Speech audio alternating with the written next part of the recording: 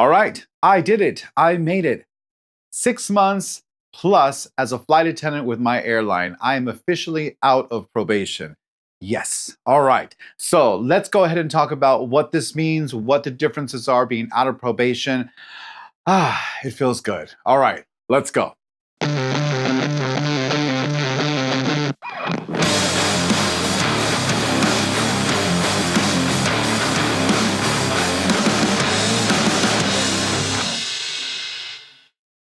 Hello, everyone. Hope you're doing wonderfully today. This is Valencia Flyer coming at you. It has been a long time coming. Let me tell you, I am now out of probation and I'm super thrilled about it. And I want to tell you exactly how this went down, what the differences are, and all that sort of stuff. But before we get into it, I just wanted to thank you for checking out this channel, for checking out this video. If you're interested in becoming a flight attendant or the aviation lifestyle, this is the place to get some great information. Feel free to subscribe. That would be wonderful. Go ahead and put a comment below. Thumbs up the whole thing. I also started a Buy Me a Coffee, so if you are interested in supporting the channel, that would be wonderful. The link is down below. All right, let's get down to it. So I am now out of probation, and with my airline, it is about 6 months for you to be in probation. Now, the reason you're in probation is really kind of like to make sure that you're doing things the proper way, that you're honestly not getting into any kind of trouble. Just things are very smooth. And once you're out of probation, things open up for you a little bit more. And theoretically, you're a little bit more secure in your job, right? So that's basically why you would want to come out of probation. Things just get a little bit easier. Things get a little bit more solidified, you know what I'm saying? But let's talk a little bit deeper into what has actually changed once you're out of probation. First and foremost, I am now able to fly flight lead. So what does that mean? Typically on a flight, there are anywhere between 3 flight attendants all the way up to, let's say, about 10, maybe even 12, depending on the size of the aircraft. Typically speaking, as far as the FAA is concerned, for every more or less 50 passengers, there has to be 1 flight attendant. Okay, so if you have 150 to 200, you should have 3. Anything above 200, you're looking at around 4. So I'm giving you rough estimate numbers, but that's basically the idea. So I actually have been flying flight lead for the last month. I have been doing it as often as I can. Reason is because I want to get good at it. I want to know what that's all about. When I first got on the line 6 months ago, I was doing the galley, just figuring out how the galley works, how to put our, beverage carts together and snacks and things like that. So I did that for a couple months straight to get a good handle on it. So now coming out of probation, and now that I'm able to do flight lead, I'm going to do the same thing there. So I'm going to be hitting it hard, with doing more flight lead to get better at it, treating our first class customers, with the best service that I can possibly do. But it's also working out your workflow. People do things as a flight lead a little bit differently. And you have to kind of work on your workflow and see what works best for you. So that is something that I have definitely been working on. But I actually really, really enjoy the flight lead position. It just, how can I put it? It matches more of what my style of service is, kind of more of a one-on-one sort of a thing. So that has allowed me to do that. So I'm actually very happy doing it, and I've been really enjoying it. And I've been meeting some really, really cool people, and we're going to talk about that more later on. So another thing that's changed, you're a little bit more secure in your job now with probation. You are, and this one's a little hard for me to talk about because I didn't get into any kind of trouble or anything. But theoretically, if you get into any predicaments, they might be able to let you go easier because you're within probation, right?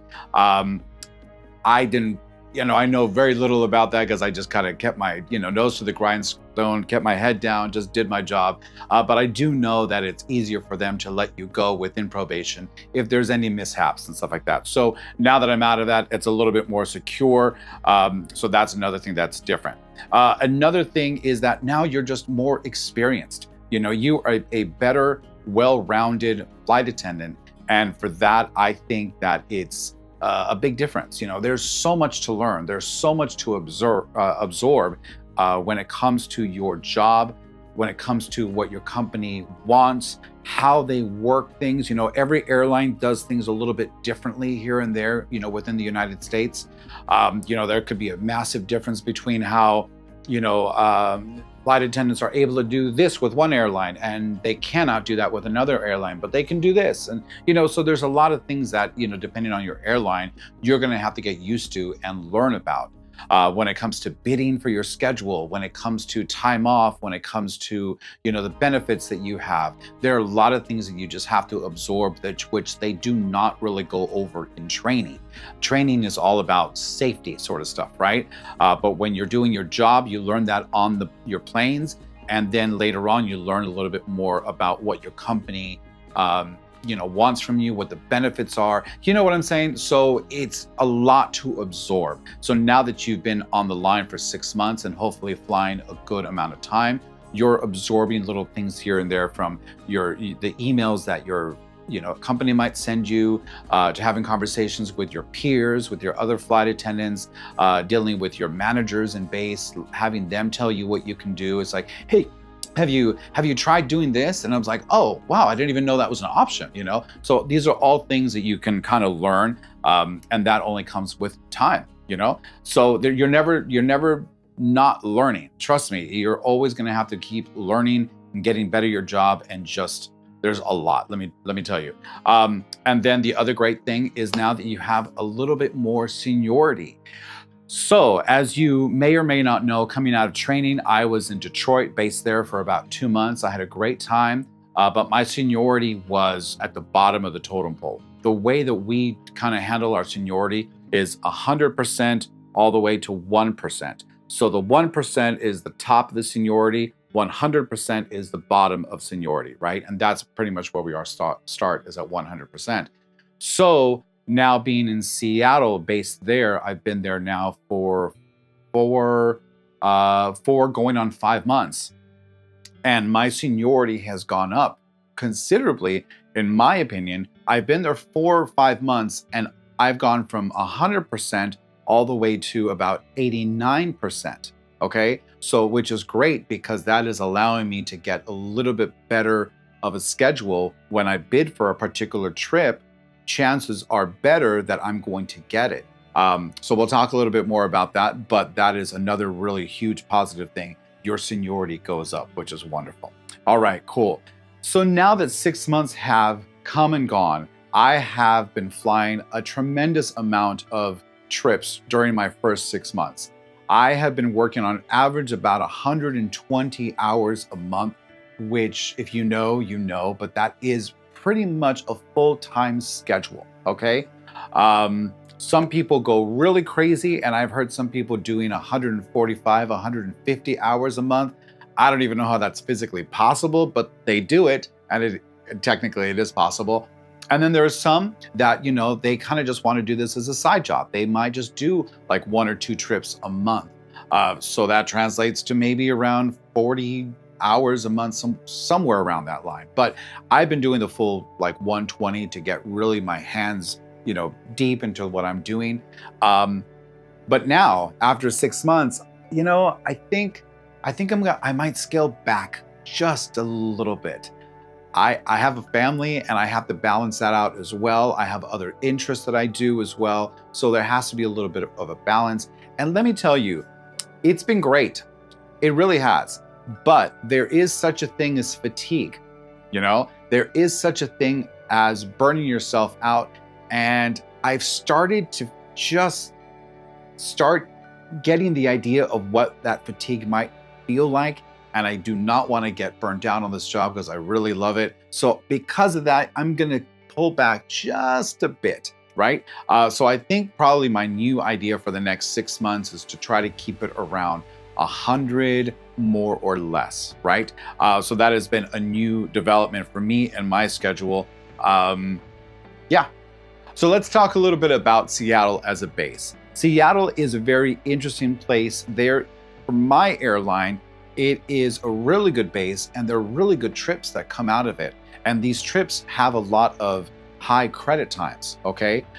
So it's been really, really good. Even though I live closer to the Portland airport, I'm only 20 minutes away from the Portland airport. People ask me, well, are you gonna transfer over to Portland? And I'm like, you know what? I've put a lot of thought into that, but I don't think I'm going to, because the trips that are available outside of Portland compared to what's going on in Seattle, for me, there's not much of a comparison. There's really not a lot going on in Portland for my airline compared to Seattle. So I know that if I did transfer over to Portland, it would be cool in the sense of that I'd be closer to home and I would not be a commuting flight attendant. But I do think that I would be working harder in Portland to make the same amount of money that I would be making in Seattle. Therefore, and the trips again in Seattle are a lot more interesting. They're a lot more international. There's a lot more going on in Seattle. And for those reasons, I'm going to be staying in Seattle for the foreseeable future. So the base has been very cool. The people have been very supportive. Our managers there and our lounge is very nice, very comfortable, very modern, pretty high tech. So we have a lot of support there. The airport itself, there's a lot of options for food, hanging out, because I'm hanging out in the Seattle airport a lot. You know, whether I'm waiting for my next flight, whether I had to come in early, sometimes I have to come in like 2 or 3 hours early for my job to start, or sometimes I get laid over. You know, it is a really good airport in the sense of a lot of options for food and for shopping. The only bad thing about Seattle is that sometimes it's so spread out and the layout's a little convoluted for me. So if I have to get from, let's say, the A gates, let's say like A10 or 11, and I have to go all the way to the N gates, that's gonna take me a good solid 20 minutes just to get from one end to the other. So that's a little bit more convoluted compared to the Detroit airport, which I love because Detroit was basically one straight line. It had a tram. You can get from one end to the other in a matter of minutes. It was easy. It was awesome. And I loved it and I miss it. But Seattle, that's probably the only down thing about Seattle is like, it's a little bit more convoluted when you're getting from point A to point B sometimes in Seattle. So that can cost a little bit of time and a little bit of frustration depending on how far you have to go. All right, cool. So the types of flights that I have done in the first 6 months have actually been really cool. When I tell people about the flights, the international flying that I have done so far, they look at me like, well, how did you get that, you know? So far, let's talk about the TOs that I've done. TO is a transoceanic, okay? That's what it translates to. So a TO, the first TO that I did was to Zurich, Switzerland. Now, people look at me and go, wait, how did you get that? Does Seattle even go to Switzerland? No, they don't.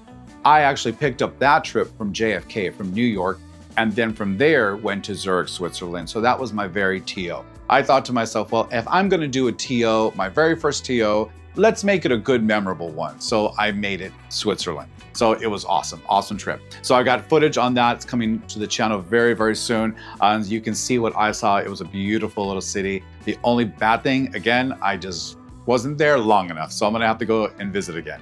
Another TO that I got during my standby time, during my A days, I got to go to London. So that was one thing that I was sitting around on standby in the airport. They called me up and they said, hey, guess what? We need you at this gate and you're going to London. And I'm like, oh, okay, cool, let's do it. So that was my second TO.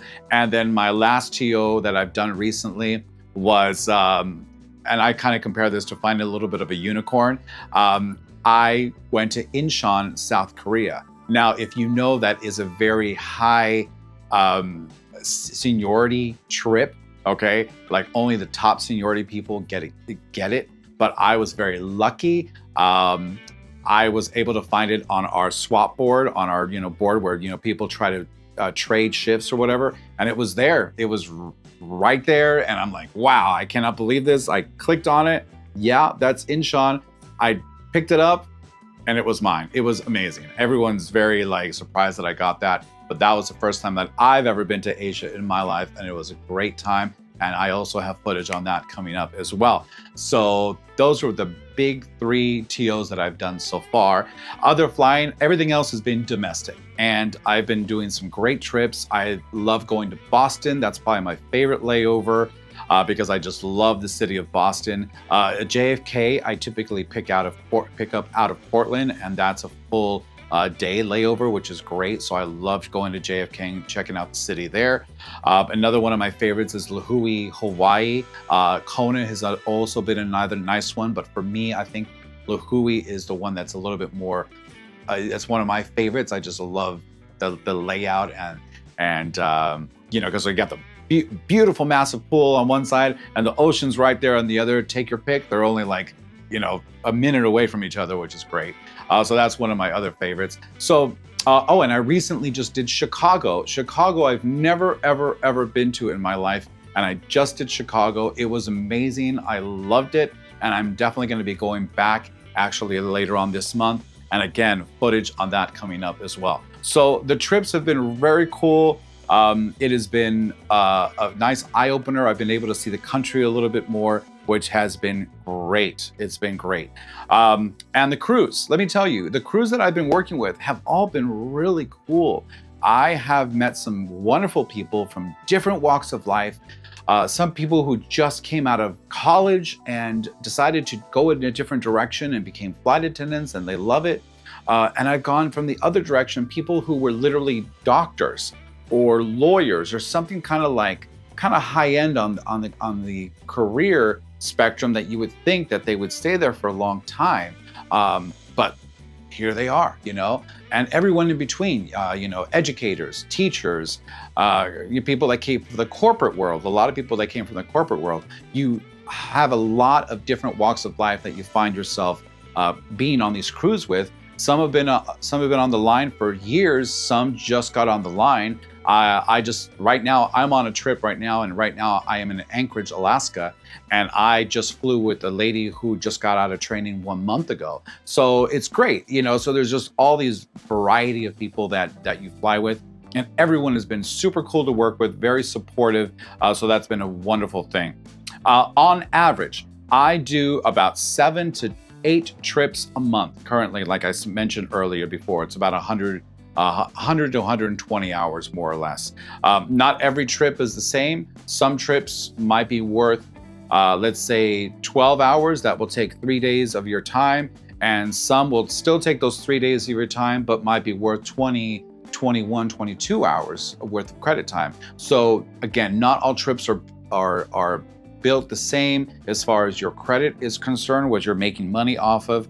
But on average, it is about 7 to 8 trips per month that I'm taking. And that is including my standby time. So that's including my A days. I get 2 sets of A days during the month.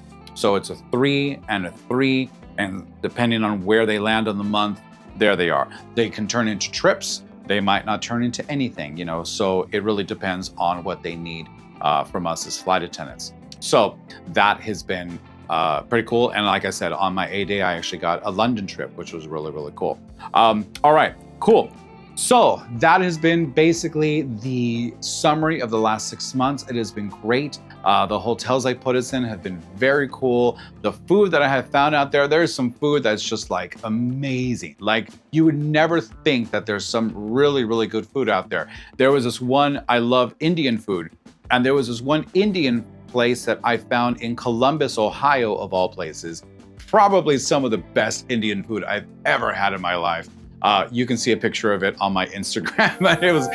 The meal was just fabulous. It was really, really amazing. Super, super cool. All right, so what is next? Let's talk about that. What is next for the next 6 months from here? Well, we have our 1-year anniversary coming up in July, believe it or not. As I'm recording this, it is the middle of April of 2024. And in just a few months, we're going to hit July. And believe it or not, that is when I hit my 1-year anniversary. Whew, yeah.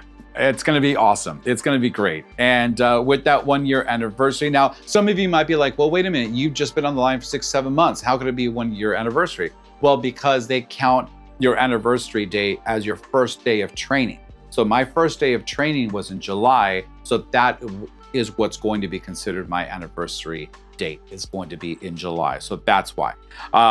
The other great thing about the 1 year is I'm going to get bumped up in pay. So that is going to be a very, very nice thing. So I'll get a pay raise when I get my 1 year status. Also, I'm going to start doing some flight training. I'm going to get a little deeper in possibly the idea of becoming a pilot. We'll see how this all works out. But I have scheduled some flights with another amazing YouTuber that you might want to check out if you're interested in that. And his name is Trent. His channel, I believe, is Fly with Trent. I'll go ahead and put the link up here. And I have actually scheduled my PPL training with him. So it looks like I will probably be starting in June or July as well. So I'm very excited about that. So stay tuned for that. And I'll talk a little bit more about how that's all going to work out. Then again, we're going to have more seniority. Right now, my airline is in the middle of training new flight attendants. Like I mentioned, the lady I'm flying with now, she just got out of training a month ago, and we still have another, I think about 3-4 classes worth of flight attendants coming down the pipeline. So when they come in, that boosts up our seniority, which is really, really cool. So that is something I definitely am looking forward to, which translates to me having a better schedule all around, and for me getting a little bit more of what I want when I bid for my schedule. So that is something really, really nice. All right, so that has been the check-in for my out of probation. It's now been over 6 months that I've been on the line. It has been a great experience, and let me tell you, I'm very happy with the choice that I made here. And thank God, and thank my family, support of my family, and this great company that I'm with now, that I get to enjoy this lifestyle. It has been very, very interesting, and I love it. So, all right, guys. Well, thank you very much for sticking around. Once again, this is Valencia Flyer. If you have any questions, please put them in the comments below. You can also follow me on Instagram at Valencia Flyer as well. There's a lot of content on there that I don't have here on YouTube, so make sure to check that out when you can. And until then, we will talk soon. All right, guys, have a wonderful day. Take care. Bye-bye.